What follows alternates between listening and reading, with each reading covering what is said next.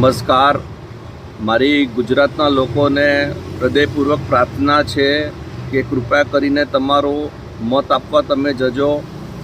ભગવદ્ ગીતાના 3જા અધ્યાયમાં પણ લખ્યું છે કે દરેક મનુષ્ય પોતાનું કર્તવ્ય કર્મ કરવાનું હોય છે અને ભગવાનને પણ કોઈ ઈચ્છા નથી અને ભગવાનને કોઈ વસ્તુ પ્રાપ્ત કરવાની નથી, તો પણ એ એમનું કર્તવ્ય કર્મ કરે છે।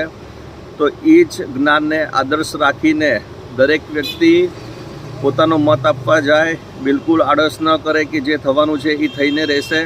કારણ કે તમે અગર જવાબદાર નાગરિક નથી બનતા તો તમે તમારું કર્તવ્ય કર્મ ચૂકો છો અને એના પછી જે પણ કંઈ તકલીફ આવશે એની માટે તમે પણ જવાબદાર ગણાશો। એટલા માટે દરેક વ્યક્તિએ પોતાનું કર્તવ્ય કર્મ કરવાનું છે। તમે જેને પણ મત આપો પણ આપવા જાઓ, આળસ ન કરો અને ઉત્સાહિત થઈને મત આપીને આવો।